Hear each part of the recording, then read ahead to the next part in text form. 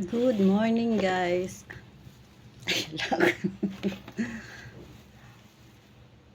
Ano yan, guys? Malunggay. Malunggay sa Tagalog. Kalamunggay sa Bisaya, guys.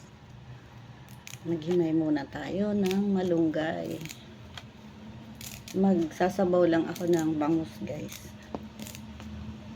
Para naman may vitamins ang katawan natin, guys. At lagi na lang tayo nagpiprito. Prito ng isda, pritong itlog, pritong pork. Kaya yun, magulay-gulay naman tayo, paminsan-minsan. Ayan, dahil marami pa tayong tatrabahuin kahit day of holiday, di tayo mag-holiday, guys. Alas 8:30 na, guys. At di muna tayo maglalaba. Di muna maglilinis ng bahay. Para makapagluto rin tayo ng gulay. At di ko na ito hihimayin ng malilinggit, guys. Kasi para madali tayo matapos sa paghimay. Yung ganito lang kalaki ang hihimayin natin.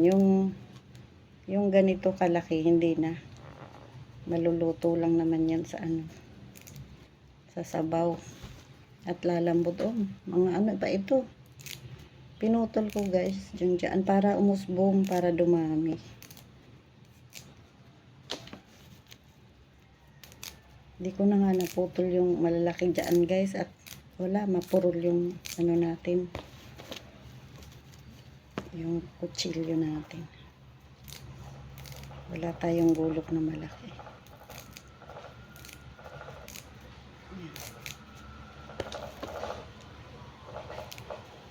Ito muna ang aking vlog, guys.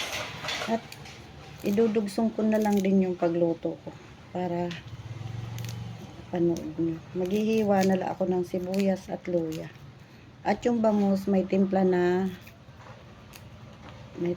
asin at pamintang durog, guys. Yan lang naman luya at sibuyas lang din ang ilalagay ko. Kasi nga may allergy, nag-allergy ngayon, di muna tayo gagamit ng kamatis. Ganun lang, guys, pasulpot-sulpot ang allergy. Mula nang nag-menopause ako, guys, ang allergy paminsan-minsan maatikabo. Pero at least hindi ako nag-inom ng cetirizine na ngayon. Pag naaano ko, may allergy, yun, hindi na muna kakain ng Ay, pero nag-itlog din ako ngayon umaga. Yung isang araw kasi, ano ba kinain ko? Mani. Allergy tayo sa mani. Adobong mani, guys. Pero favorite ko yung nilagang mani. Favorite natin yan. Kaya, pag hindi tukar ang guys, ang allergy yan, kakain tayo ng mani. Tapos yung kamatis sa sabaw na isda. Sarap yun. Kamatis.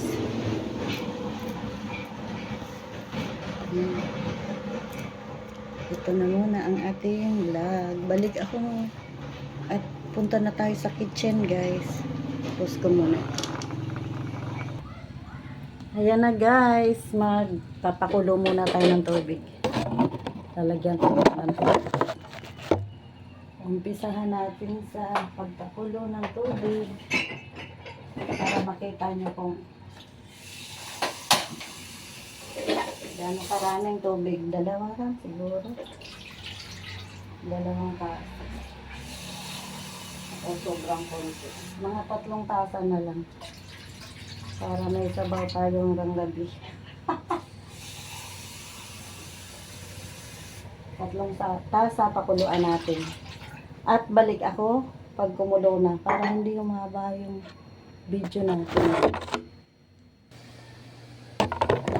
Ayan na, guys, kumulo na. Ilalagay na natin itong Ricardo.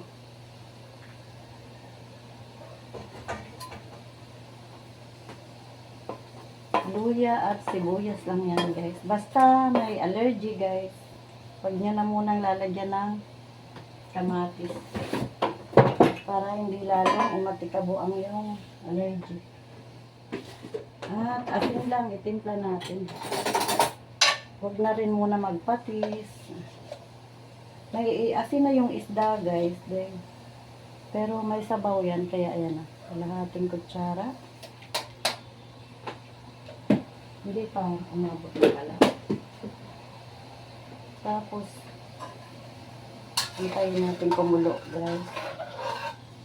Kawali ang ginamit kong lutuan para makita nyo. Kasi kung kaldero, baka di abutin itong tripod. Ayan. Sorry guys. Mauyog.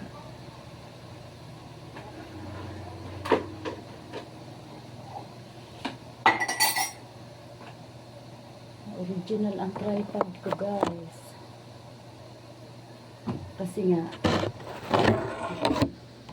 Kasi nga sira na yung ating tong holder.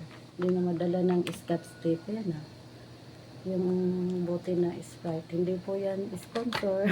Tinanggalan ko ng ano guys. Tapos may garter. Ayan. Nayuyuko-yuko din. Kasi nga, ito nga, diba, nayuyuko-yuko.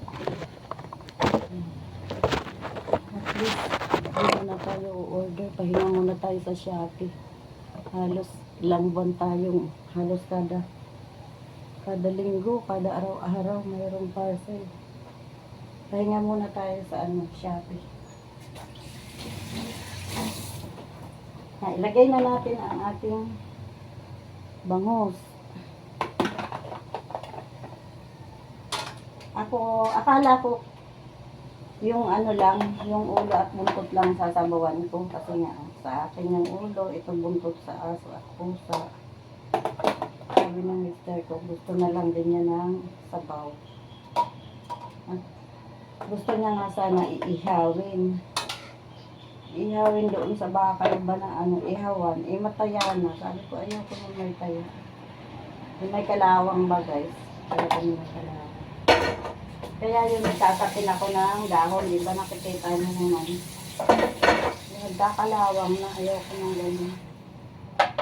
Di ba? Madali lang itong tinolang nilulugay. Yun lang ang timpla ko. May paminta na yung bangus natin, dagdagin natin dito.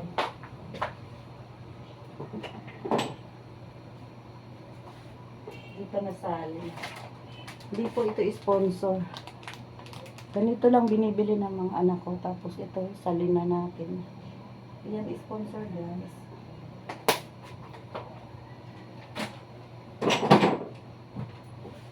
Hindi ko na i-off yung guys. Ang cellphone, dire-diretso na yan.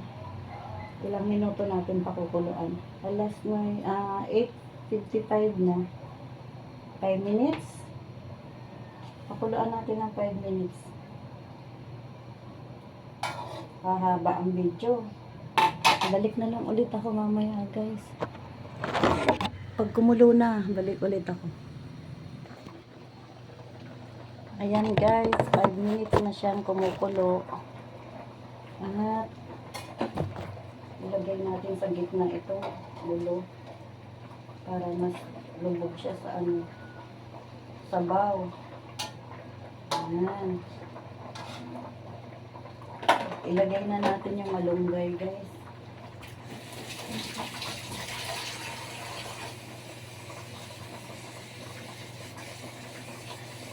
Magdamag namang umulan guys mula kagabi. Kaya malinis itong malunggay natin. Pero hinugasan ko rin ulit. At habang pinapakulo natin yung ating isda, naghihimay din ako kaya ayan. Medyo luminggit na ang malunggay.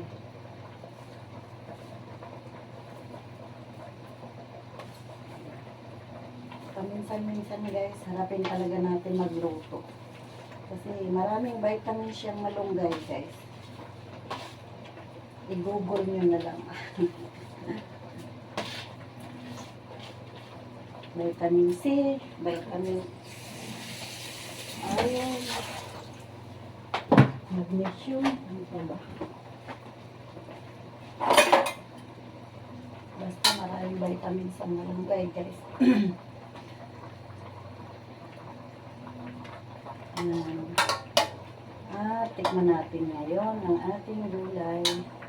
Hinaan na natin ang apoy, guys. Madali lang maluto yung malunggay.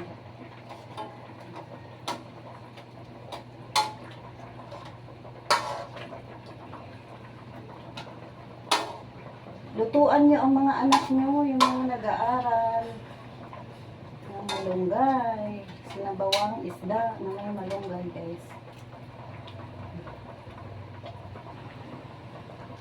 Tikman ko na nga. Tikman ko, guys, para ang sarap yung mahilig sa paminta, oh. Tapos may luya pa, sibuyas, oh.